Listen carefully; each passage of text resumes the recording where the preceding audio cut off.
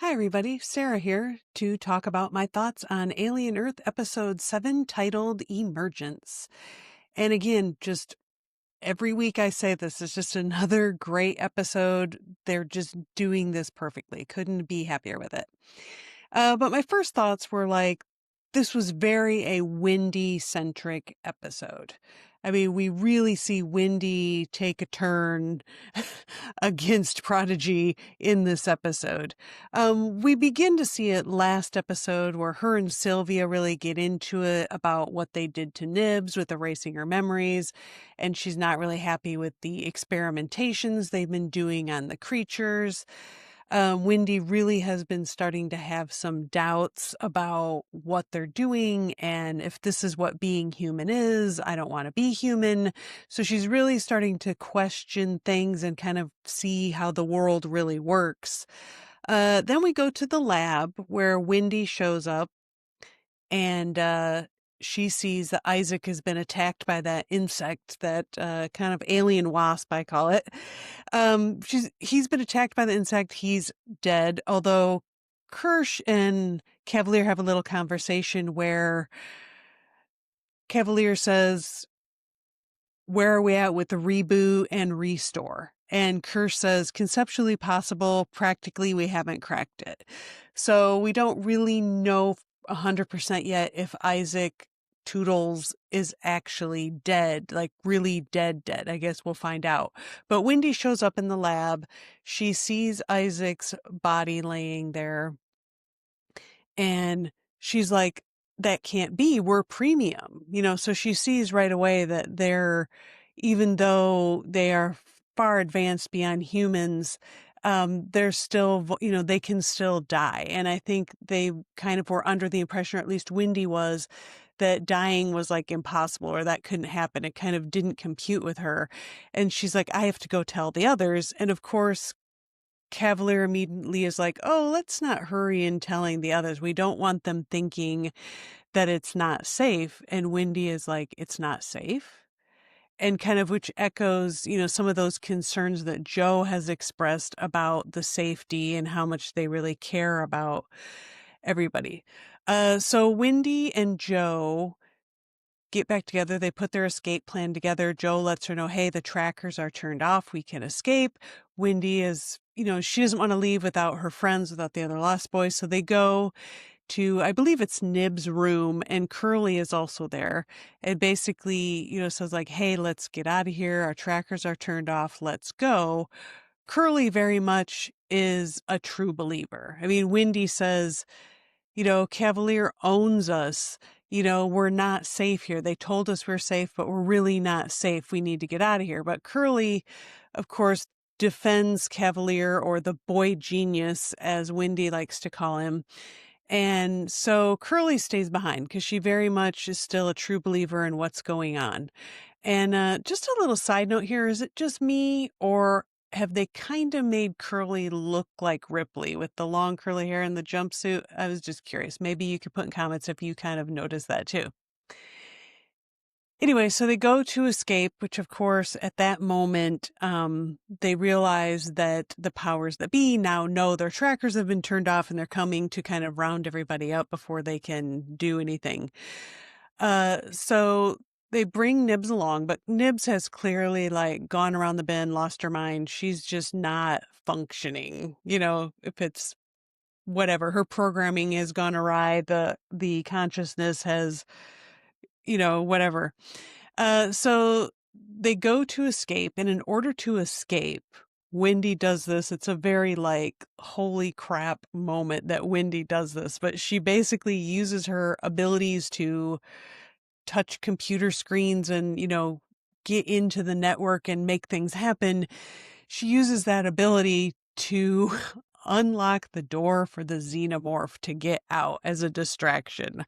So in order for them to escape, she lets the xenomorph loose. Of course, the xenomorph wreaks havoc, and all those people that were in the lab, I'm assuming, they all got killed, which was kind of a little bit like, okay, that escalated. Well, I don't know if it's escalated quickly, but Wendy, like, who is this kind of, she's the leader, the nice girl, the I'll get to know the xenomorph, and then the xenomorph is good and all this stuff. And now to, okay, now I'm going to set the xenomorph loose to kill everybody so we can escape. It was a little bit like, whoa, holy crap. Yeah, Wendy's taking a turn. Um, and we see how those things lead up to her making that decision. And, of course, later on, we see when her and Joe and Nibs are, running through the jungle area to get to a boat. They come across, a security team pops up out of the bushes. She sets the xenomorph loose on them. They slaughter everybody, which is like that scene is like, it's graphic and horrible, but it's done really well. Everything looks good, looks realistic. We also see that, okay, Wendy's, I wasn't sure last episode, like, is she really communicating with the xenomorph? Or are they just kind of making noises at each other?